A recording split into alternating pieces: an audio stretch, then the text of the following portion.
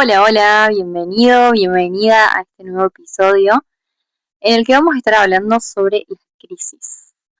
Crisis de sentido, crisis existenciales, básicamente ese momento de quiebre en el que lo que antes funcionaba ya no funciona más, en donde de pronto lo que estaba en equilibrio entra en desequilibrio y en donde la vida de alguna u otra forma nos invita a un cambio, a una transformación.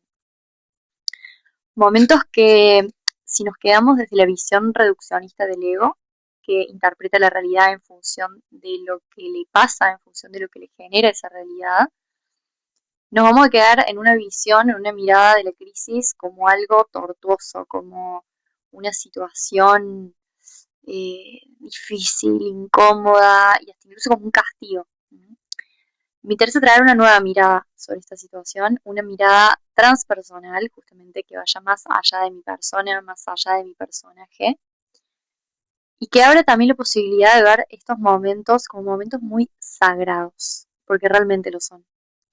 Momentos que nos invitan a justamente una posibilidad de evolución. Porque las crisis sí son incómodas, son desafiantes para el ego que busca aferrarse y apegarse a la forma, a las situaciones, a los resultados.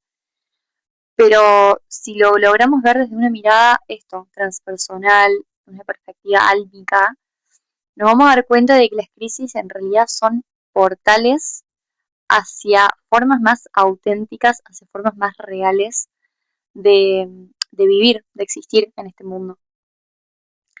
A mí me gusta ver a las crisis como umbrales de transformación que lo que hacen es acortar la distancia entre ese personaje que aprendí a ser y la nueva versión de mí misma que está esperando ser encarnada, esa versión que quieren hacer, porque de alguna forma refleja mucho mejor quién, quién soy hoy, como raíz de todos mis aprendizajes, de todo el camino recorrido. Y eso significa que hay algo en mí que se transformó y que por ende hay algo en mi realidad que también debe transformarse.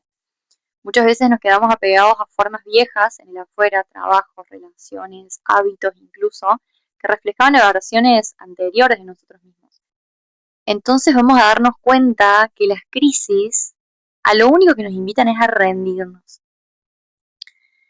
Cuando yo me resisto básicamente al flujo de la vida misma.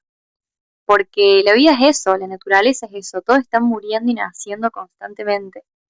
Y por ende, en mi vida sucede lo mismo. Bueno, y para introducirnos un poco en ese momento, me interesa hablar del momento previo a la crisis. Ese momento en donde todo parece estar ordenado, en equilibrio, en eje. Cuando tengo el trabajo estable, la relación de pareja estable, vínculos de familia, amistad, todo está para lo que leo sería bien, ordenado. Entonces, ¿qué pasa cuando hay algo de tu vida que se rompe? No es tu vida lo que se rompe, es la idea que tenías de ella. Es esta ilusión de control, de seguridad, depositada, proyectada en ese afuera. Por eso el personaje entra de pronto en un estado de crisis, ¿no? De, de desequilibrio interno, de incomodidad, porque se siente en amenaza, porque hay un terreno que antes se sentía seguro y ahora ya no lo es. Entonces no tengo de dónde sostenerme. Es importante ver esto porque ahí nos damos cuenta de que en realidad no es el afuera el que nos está generando esa incomodidad o ese daño o ese dolor, sino la pérdida de control sobre eso que estaba en el afuera. Bueno, otro punto que me parece súper valioso traer es la crisis como portal de autoconocimiento. ¿Por qué? Porque ese momento de quiebre nos viene también a develar, a mostrar aquello que estaba oculto, aquello que estaba en la sombra, aquello que más rechazamos de nosotros mismos como partes nuestras que nos generan incomodidad, miedos, heridas. Nos lo viene a poner todo de frente, o parte de eso. Por ejemplo, le voy a bajar un ejemplo concreto. De pronto estoy en una crisis con mi pareja. ¿Qué me puede traer este momento de crisis? miedo al abandono, miedo al no ser suficiente. Con esos miedos me va a traer un montón de pensamientos seguramente autodestructivos. Y quizás acá alguien se pregunte, bueno, ¿qué sentido tiene, no? ¿Qué sentido tiene entrar en contacto con partes mías o de mi historia que me duelen, que me generan rechazo, que me incomodan, que no me gustan? Y acá no es que seamos masoquistas, sino que realmente hay un sentido atrás de eso. Porque muchas veces tendemos a equiparar la sombra con algo malo. Y no necesariamente tiene que ser algo malo, sino que también se esconden ahí muchas veces aspectos de la personalidad que por algún motivo mandamos a la sombra porque entendimos que era algo que estaba mal, como por ejemplo, no sé, ser vulnerable, mostrar mis emociones, ser intenso, ser dependiente de un otro. También puede haber necesidades, ¿no? Necesidades de aprobación constante, necesidad de control, necesidad de perfeccionismo. Entonces, hay un montón de aspectos ahí en ese espacio que si nosotros no los hacemos conscientes, no es que van a desaparecer, sino que se van a colar de formas sutiles, en formas de movernos que tenemos en el afuera.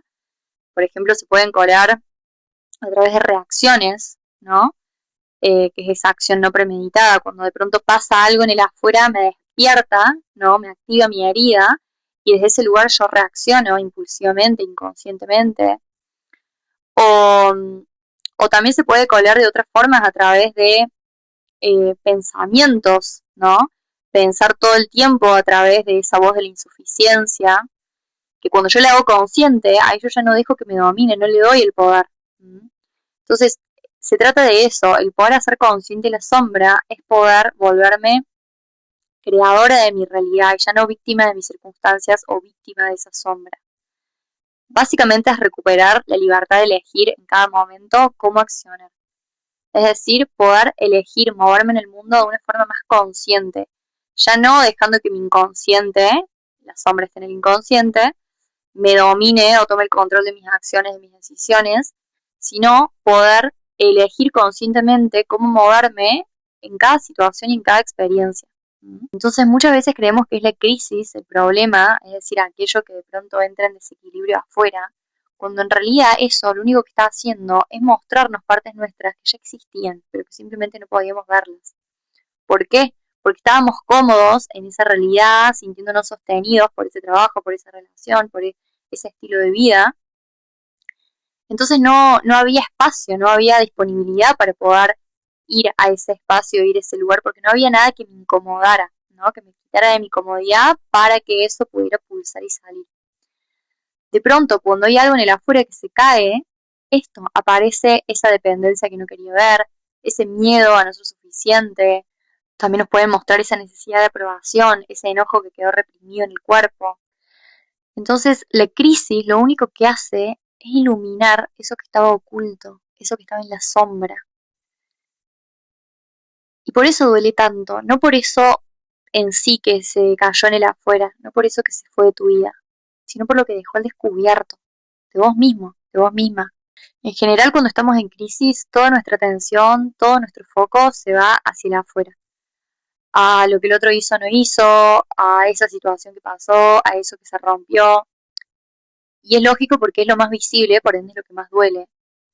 Pero nos olvidamos de que todo eso que está afuera no es más que un reflejo de nuestro mundo interno. Entonces muchas veces nos olvidamos de preguntarnos, ok, ¿cuál es esa parte mía que manifestó esa realidad? Porque si no hago ese proceso previo, esto de conexión con mis partes en sombra, con eso que está oculto, probablemente después repita la misma situación con otro disfraz. Es decir, quizás dejo un trabajo porque me generaba incomodidad, porque no me gustaba, porque sentía que ya no me reflejaba más, y después salto a otro trabajo que tiene las mismas dinámicas, simplemente se ve más lindo, tiene otro disfraz por fuera, pero la esencia es la misma. Y eso lo evito cuando realmente antes de saltar de una cosa a la otra, me doy un tiempo para ir en conexión de ese mundo interno, poder observar cuáles son esas partes mías que están manifestando esa determinada realidad. Entonces eso que te duele afuera, simplemente está tocando algo no resuelto adentro y te está invitando a que lo puedas ver. Entonces no es que apareció algo nuevo, simplemente es que ya no lo podés tapar más. Y eso significa que estás en condiciones de verlo. Cuando algo aparece, cuando hay algo de tu sombra que se muestra, es porque finalmente hay disponibilidad para que puedas hacerlo, porque encontró el espacio, porque hay apertura, porque las crisis vienen a rompernos, ¿no? A romper partes nuestras que estaban de pronto en una comodidad ilusoria, sostenidas por ese afuera, que de pronto cuando eso afuera se cae, eso adentro también se rompe y eso abre espacio para que pueda ir a niveles de conexión más profundos conmigo misma. Porque la vida no repite por error, repite por falta de conciencia.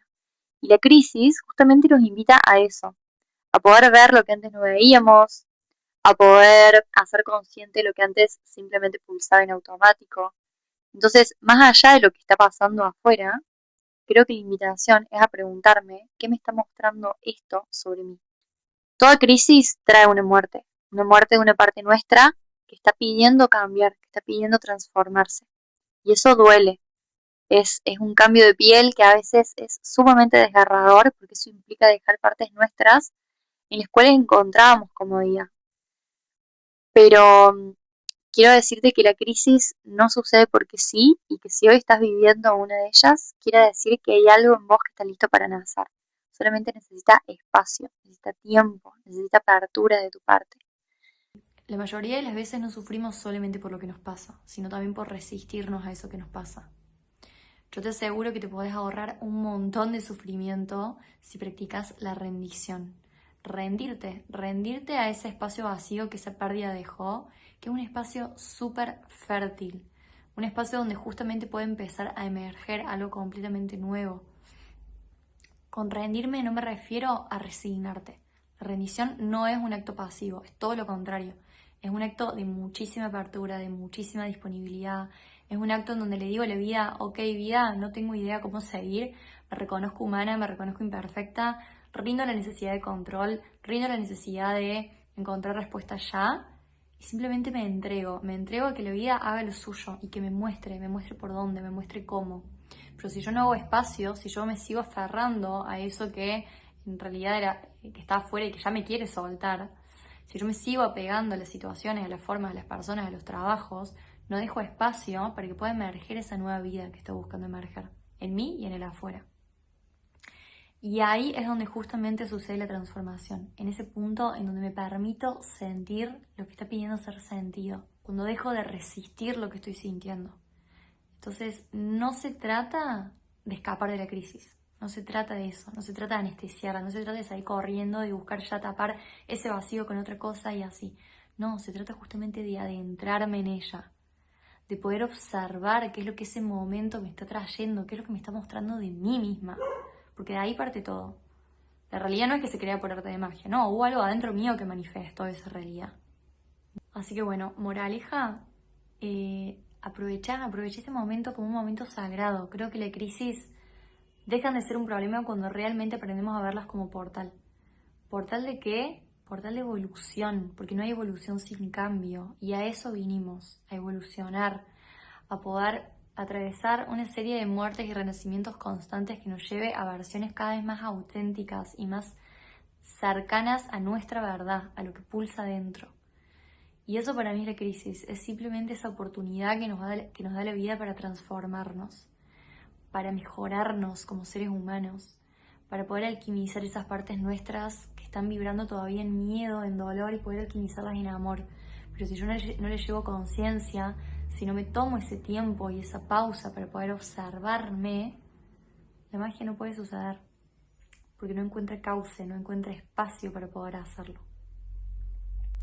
Así que bueno, gracias. Gracias por llegar hasta acá, gracias por escucharme. Espero que algo de todo esto te haya resonado, te haya servido. Y recordarte también que si estás en un momento de crisis, si estás en un momento incómodo, desafiante y requerís de cierta guía, de cierto sostén, contás con mi acompañamiento. Son acompañamientos 1 a 1 en donde abordamos lo que sea que estés transitando desde una mirada transpersonal y álmica, que integre también tu humanidad, por supuesto. Te mando un fuerte abrazo.